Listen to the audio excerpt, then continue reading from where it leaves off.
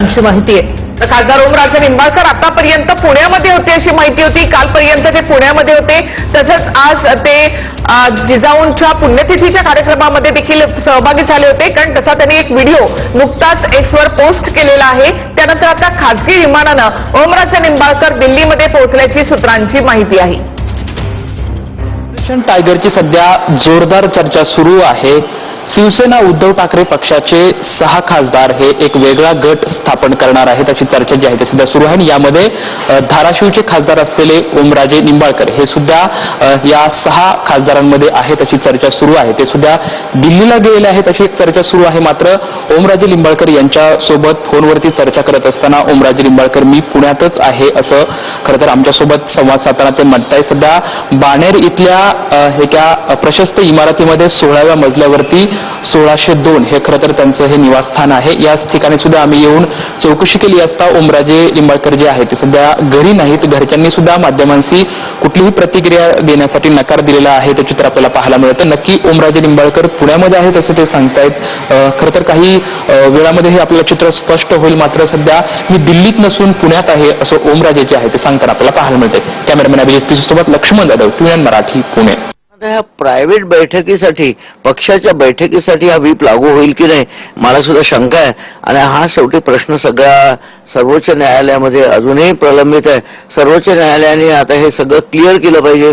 Whip कुठे लागू होईल, पक्षाच्या बैठकीत लागू होईल का, वैयक्तिक एखाद्या कारणासाठी बैठक बोलवली त्यासाठी लागू होईल का, किंवा सभागृहाच्या कामकाजासाठीच व्हीप लागू होईल का.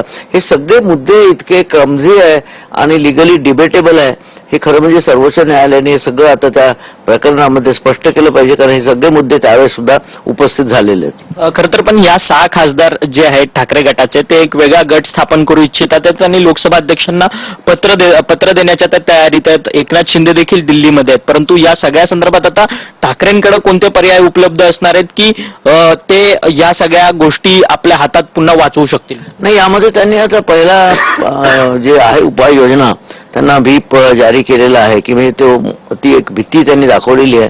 आणि त्यानंतर त्यांनी मला वाटतं आपल्या म्हणण्याप्रमाणे ओम बिर्ला साहेबांना एक पत्र दिलेलं आहे लोकसभा अध्यक्षांना की आमची बाजू ऐकून घ्या.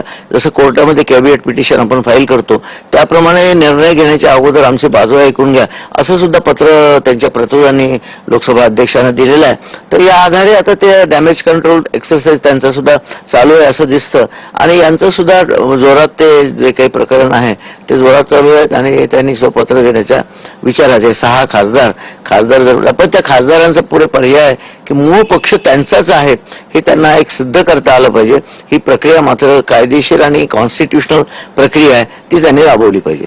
परंतु मूळ पक्ष त्यांचाच आहे अशा पद्धतीचा दावा त्यांना करायला लागणार आहे. परंतु अशाच पद्धतीचा दावा 2022ला एकनाथ शिंदे ज्यावेळेस शिवसेनेतून बाहेर पडले त्यावेळेस ते देखील त्यांनी असाच दावा केलेला होता. मग किती वेळा मूळ शिवसेना असल्याचा हा दावा या संदर्भात होणार आहे?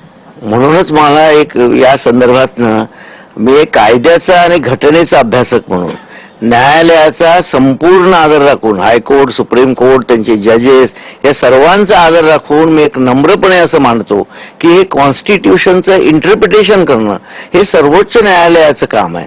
सर्वोच्च न्यायालय हे कॉन्स्टिट्यूशनचं इंटरप्रिटेशन करण्यासाठी हायएस्ट कॉन्स्टिट्युशनल कोर्ट आहे. हे सगळे मॅटर 4-4 वर्षापासून तिथे पडलेले आहेत.